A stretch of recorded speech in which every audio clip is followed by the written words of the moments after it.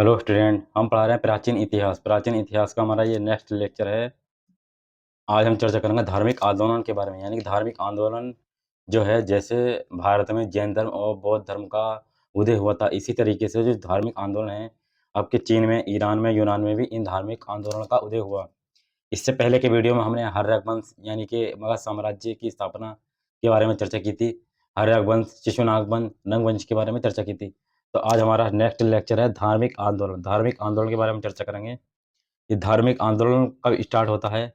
ये धार्मिक आंदोलन की बात करें तो बेसिकली ये 6ठी शताब्दी ईसा पूर्व में इसकी स्टार्टिंग मानी जाती है। ये भारत में नहीं बल्कि 6ठी शताब्दी ईसा पूर्व में धार्मिक आंदोलन की शुरुआत मानी जाती है। ये सिर्फ भारत में नहीं बल्कि जो आपके चीन है, ईरान है, यूनान है में भी धार्मिक उथल-पुथल के लिए जानी जाती है। जो धार्मिक आंदोलन है, इस भारत के अलावा चीन में भी धार्मिक आंदोलन हुआ, ईरान में भी, यूनान में भी। तो हम इसमें देख लेते हैं जैसे चीन, ईरान, यूनान में कौन-कौन से धार्मिक आंदोलन हुए। वैश्विक परिप्रेक्ष्य में इस समय अनेक नए धार्मिक संप्रदायों का उदय हो रहा था। चीन में जो है कन्फ्यूशियस धार्मिक आंदोलन की शुरुआत हुई और अल्लाह ओत्से, ये 2 लोग थे जो चीन में धार्मिक आंदोलन की शुरुआत कर रहे थे। चीन में कौन से हो गया? Confucius, Lao Tzu. और ईरान में हो गया जरथुष्ट्र, ठीक? और यूनान में आपका था सुकरात। यूनान में आपका सुकरात धार्मिक आंदोलन की शुरुआत कर रहे थे यूनान में।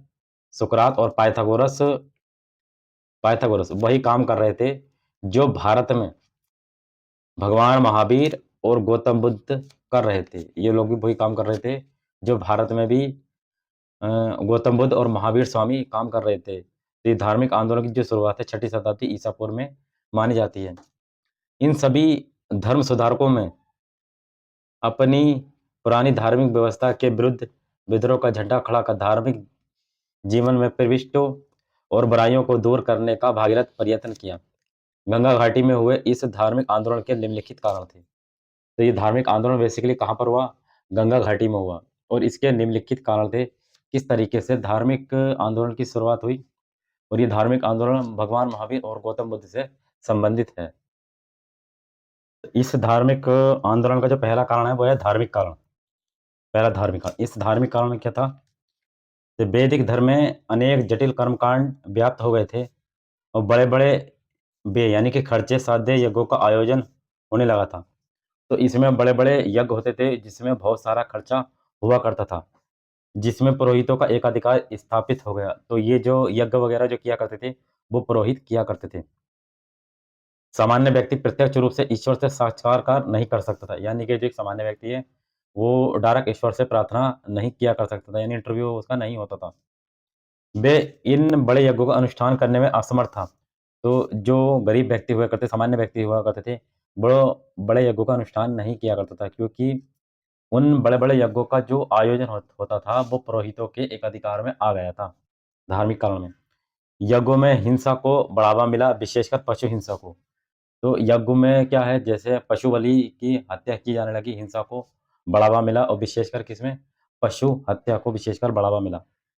धर्म में इस प्रकार की कुरीतियों की प्रतिक्रिया उत्तर वैदिक काल में उपनिषदों में हुई थी।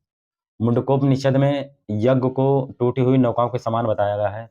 मुंडकोपनिषद है जिसमें सत्यमेव जयते लिया गया है।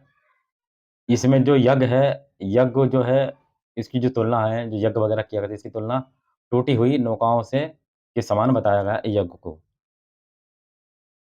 और इनके कर्मकांडों को अलफल कहा गया। साथ ही ये भी कहा गया कि जो मूर्ख इनकी प्रशंसा करते हैं, वो बार-बार जरा मृत्यु को प्राप्त करते हैं। ये बताया कि जो मूर्ख इनकी प्रशंसा करेंगे, इनको बढ़ावा देंगे, तो बार-बार वो मृत्यु को प्राप्त करेंगे। इस प्रकार से उपनिषदों ने ही 6ठी शताब्दी ईसा पूर्व में क्रांति की पृष्ठभूमि तैयार कर दी।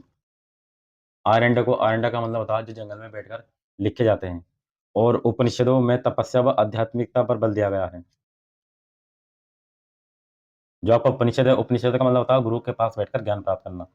तो आरण्यक और उपनिषद में जो तपस्या है और आध्यात्मिकता है, इस पर बल दिया गया है। निवृत्ति मार्ग को इसमें अपनाया गया है। आगे चलकर 6ठी शताब्दी ईसा पूर्व में वेदों को अपौरुषीय पर ही प्रश्न उठाकर एक बौद्धिक क्रांति को प्रारंभ किया गया, जिसमें बौद्ध और जैन संप्रदायों ने इसमें महत्वपूर्ण भूमिका निभाई। तो आगे चलकर जैन और बौद्ध धर्म इसमें महत्वपूर्ण भूमिका निभाएँगे। तो पहला ये एक धार्मिक कारण था। अब हम देख लेते हैं सामाजिक कारण के बारे में। सामाजिक कारण नंबर दूसरा पॉइंट है सामाजिक कारण। सामाजिक कारण से किस प्रकार से धार्मिक आंदोलन में पर्याप्त परिवर्तन हुए। वैदिक समाज उत्तर वैदिक काल से असमानता और विभिन्न सामाजिक निषेधों को अपनाता जा रहा था। समाज के दो विशेषाधिकार प्राप्त वर्ण ब्राह्मण और क्षत्रिय थे। तो दो वर्ण थे, ब्राह्मण और क्षत्रिय थे, और जो वैश्य और जो शूद्र हुआ करते थे, उन्हें उपेक्षित वर्ण बनते जा रहे थे। जो वैश्य थे और जो शूद्र उपेक्षित वर्ण बनते जा रहे थे। ऐसे में वैश्य और शूद्र इस सामाजिक व्यवस्था से खिन्न थे तथा जब विभिन्न अवैदिक मत प्रचलित हुए, तब इस वर्ण ने इन मतों का समर्थन किया। यहाँ तक कि ब्राह्मण और क्षत्रियों ने भी प्रथम स्थान प्राप्त करने को लेकर संघर्ष था। तो ब्राह्मण और क्षत्रिय जो थे, वह सोचते थे कि हम प्रथम स्थान पर आ जाएं। क्षत्रिय वर्ण जो है ब्राह्मण के धार्मिक नियंत्रणों को समाप्त करना चाहते थे। महिलाओं की भी स्थिति दयनीय होती जा रही थी, उन पर भी विभिन्न अपात्रताएं आरोपित की गई थी। इस प्रकार इन सभी वर्णों ने धार्मिक सुधार आंदोलन में महत्वपूर्ण भूमिका का निर्वहन किया। यानी कि इसमें जो ब्राह्मण और क्षत्रिय हैं, वो प्रथम स्थान प्राप्त करना चाह रहे थे। वैश्य शूद्र की स्थिति दयनीय यानी कमज़ोर होती जा रही थी, और महिलाओं की जो स्थिति है काफ़ी कमज़ोर हो रही थी। ये उनके सामाजिक कारण थे। अब हम आर्थिक कारण के बारे में हम देख लेते हैं। आर्थिक कारण इस समय उत्तर भारत में द्वितीय नगरीय क्रांति प्रारंभ हुई। इस नगरीय क्रांति के अनुकूल सामाजिक और आर्थिक व्यवस्था का निर्माण आवश्यक था। उत्पादन प्रणाली में, कृषि में, व्यापार व्यापारिक चीज़ों को काफ़ी बढ़ावा मिला। तो आर्थिक दृष्टि में जो आगा, जैसे आपके शिल्प उद्योग हैं, शिल्प उद्योग, व्यापार उद्योग, वाणिज्य उद्योग, सूदखोरी आदि को बढ़ावा मिला। सूदखोरी व्यवसाय एवं शहरों में निवास की ब्राह्मण ग्रंथों में निंदा की गई है। जो सूदखोरी करते थे यानी कि सूद खाते थे, ब्राह्मण ग्रंथों में उसकी निंदा की गई है, जो कि व्यापार वाणिज्य के विकास में बाधक थे। ऐसे में वेश्यावर्ण ने उन संप्रदायों का समर्थन किया जो इस प्रकार की आपत्तियां नहीं आरोपित करते थे। बुद्ध ने सूदखोरी को एक सम्मानित पेशा बताया है। जो सूदखोरी किया करते थे, बुद्ध ने इसे एक सम्मानित पेशा बताया है। इस प्रकार इस समय एक नई कृषि मूलक अर्थव्यवस्था का विस्तार हुआ, जो उत्पादन अधिशेष का निर्माण करता था। इसी आधार पर विभिन्न व्यवसायों, व्यापार वाणिज्यों, सिक्कों का प्रचलन एवं नगरों का उदय हुआ। इस नवोदित वैश्यवर्ण को पशुओं की आवश्यकता थी, इसलिए उपनिषदों ने यज्ञों में पशु हिंसा की निंदा की। बौद्ध ग्रंथ सुत्त निपात में अत्रदा, बत्रदा, सुखदा के रूप में पशुओं को विभूषित किया गया है। बुद्ध ने पशुपालकों को महत्वपूर्ण माना, इनकी हत्या नहीं करनी चाहिए। बुद्ध ने पशुपालक जो हैं उनको महत्वपूर्ण माना। इस प्रकार उत्तर पूर्वी भारत में प्रकट हुई नई कृषि, उद्योग, वाणिज्य एवं व्यापार व्यवस्था में नए विचारों, संप्रदायों एवं धर्मों के विकास में उत्प्रेरक तत्व का कार्य किया गया। तो ये आपके कुछ आर्थिक कारण थे। अब कुछ हम राजनीतिक कारण के बारे में हम चर्चा कर लेते हैं। राजनीतिक कारण में क्या था? इस समय ब्राह्मणों और क्षत्रियों में प्रथम स्थान प्राप्त करने हेतु प्रतिद्वंद्विता चल रही थी। द्वितीय नगरीय क्रांति से वैश्य वर्ग को सर्वाधिक लाभ हुआ और वे समाज में तीसरा स्थान प्राप्त करने से असंतुष्ट था। चतुर्ण वर्ण शूद्र की स्थिति दयनीय थी, यानी कि जो वैश्य जो वर्ण था, उससे इस धार्मिक आंदोलन में इसको लाभ मिला। इन सब कारणों ने ब्राह्मण श्रेष्ठता एवं व्यवस्था को चुनौती दी। ऐसी स्थिति में तत्कालीन राजाओं और महाराजाओं ने ऐसी मान्यताओं एवं विचारों को प्रश्रय दिया, जिससे ब्राह्मण व्यवस्था पर कंट्रोल स्थापित किया जा सके।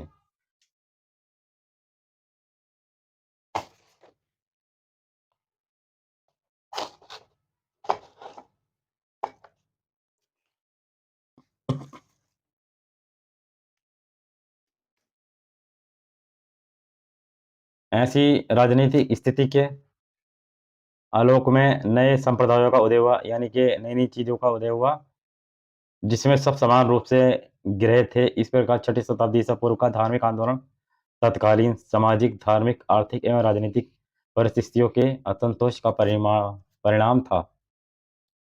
अब हम देखते हैं छठी शताब्दी ईसा पूर्व में जो संप्रदाय उदय हुए, वो बेसिकली 4 बौद्ध आचार्य महत्वपूर्ण माने जाते हैं। 4 आचार्य हैं, जो छठी शताब्दी ईसा पूर्व में महत्वपूर्ण माने जाते हैं। जैसे उपर्युक्त पृष्ठभूमि में महात्मा बुद्ध के पूर्व विभिन्न संप्रदायों का आविर्भाव हुआ। बौद्ध ग्रंथ है दीघ्र निकाय के ब्रह्मजाल सूत्र में 62 तथा जैन ग्रंथ है सूत्र कृतंग में 368 आचार्यों व संप्रदायों का उल्लेख मिलता है। लेकिन इस समय जो है बौद्ध आचार्य 6 आचार्य सबसे महत्वपूर्ण थे। वही आचार्य सबसे महत्वपूर्ण माने जाते हैं जो बौद्ध ग्रंथ में लिखे गए हैं। तो पहले जो बौद्ध आचार्य माने जाएंगे वो माने जाएंगे निगंठनाथपुट। ये महावीर स्वामी थे। निगंठनाथपुट ये महावीर स्वामी थे। बौद्ध ग्रंथों में इन्हें निगंठनाथपुट अर्थात निगंठ ज्ञात पुत्र कहा गया है। ये पहले आचार्य थे निगंठनाथपुट। दूसरे आचार्य हैं पूरन कश्यप। पूरन कश्यप के बारे में क्या चर्चा है? जैसे ये अक्रियवादी थे। पूरन कश्यप कौन थे? अक्रियवादी थे, यानी कि ऐसे थे इनके ऊपर कोई कार्रवाई नहीं करनी चाहिए। यानी कि इनके अनुसार जो है अच्छे कर्मों से कोई पुण्य नहीं प्राप्त होता, ना ही बुरे कर्मों से कोई पाप होता है। यानी कि कोई बुरे कर्म करेगा तो उससे कोई पाप नहीं होता और ना ही अच्छे कर्म से कोई पुण्य प्राप्त होता है। अर्थात बुरे कर्मों का कोई फल नहीं मिलता और ना ही कोई कर्म होता है, ना ही कोई काम होता है और ना ही कोई पुनर्जन्म होता है। ये पूर्ण कश्यप कह रहे हैं क्योंकि ये अक्रियवादी थे। पूर्ण कश्यप के विषय में ये माना जाता है कि सभी विद्याओं के अध्ययन के कारण ये पूर्ण और ब्राह्मण वर्ण में जन्म के कारण कश्यप कहे गए। ये सदैव नग्न रहते थे, यानी कि ये कपड़े नहीं पहनते थे।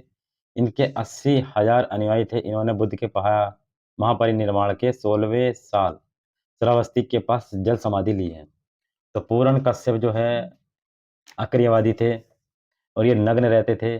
इन्होंने गौतम बुद्ध के परिनिर्वाण के बाद 16 साल के बाद श्रावस्ती में ही जल समाधि ली है। वहीं पर इनकी समाधि बनी हुई है। अब अगला आता है आपका मक्खली गोसाल। मक्खली गोसाल प्रारंभ में ये महावीर स्वामी के शिष्य थे शुरू में, परंतु 6 साल के बाद महावीर के साथ रहने के बाद दोनों में झगड़ा हो जाता है। वैचारिक मतभेद होने पर उनका साथ छोड़कर आजीवक नामक नए संप्रदाय की स्थापना करते हैं।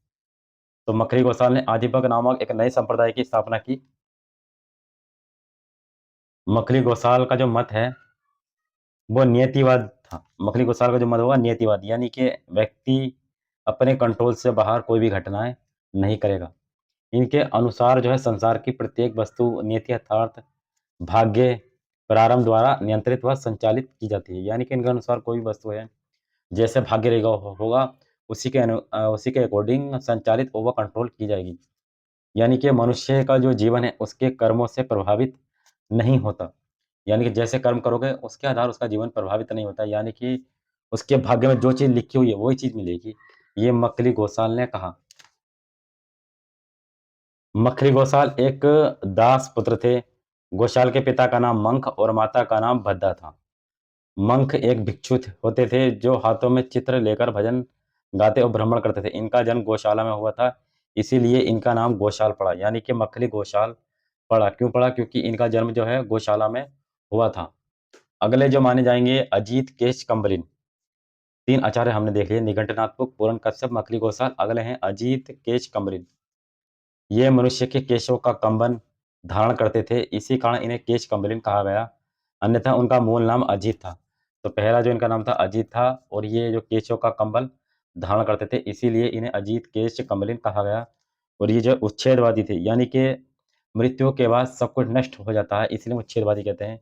जो कुछ है वो मृत्यु से पहले पहले है। तो ये कौन थे? उच्छेदवादी थे।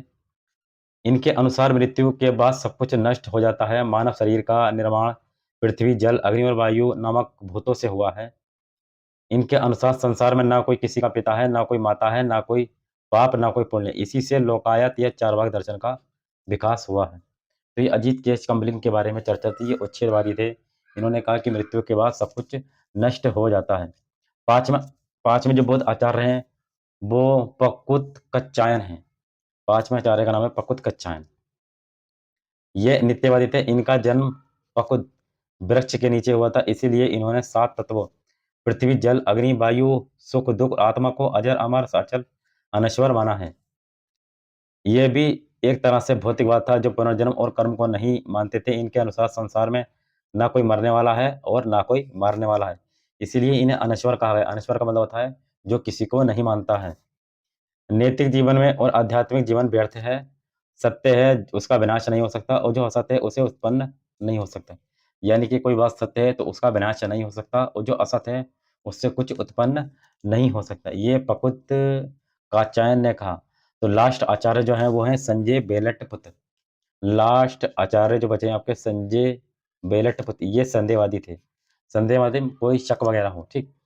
इन्होंने ना तो किसी मत को स्वीकार किया, ये जो आपके 5 मत निकले हैं, 5 आचार्य निकले हैं, किसी मत को स्वीकार किया, ना ही उसका खंडन किया, ना ही उसे बुरा बताया। किसी विषय पर इनका कोई निश्चित मत नहीं था। इनका मानना था कि कोई भी निष्कर्षात्मक ज्ञान संभव नहीं है और ना ही ये कहते थे कि दूसरे लोगों के विचार गलत हैं। तो ये 5 आचार्य जो गिरे हैं, इन्होंने ना किसी का खंडन किया, ना किसी को गलत बताते थे, ना दूसरे कोई विचार गलत है, किसी को नहीं बताते थे ये लोग, ठीक? तो ये 6 आचार्य थे। ये 6ठी शताब्दी ईसा पूर्व में 6 आचार्यों की चर्चा हुई है। आई होप आपको समझ में आया होगा। ये धार्मिक आंदोलन के बारे में हमने चर्चा की थी। अब नेक्स्ट वीडियो में हम कुछ धार्मिक आंदोलन से जुड़े हुए कुछ संप्रदाय और धार्मिक आंदोलन का स्वरूप किस प्रकार का था, इसके बारे में चर्चा करेंगे।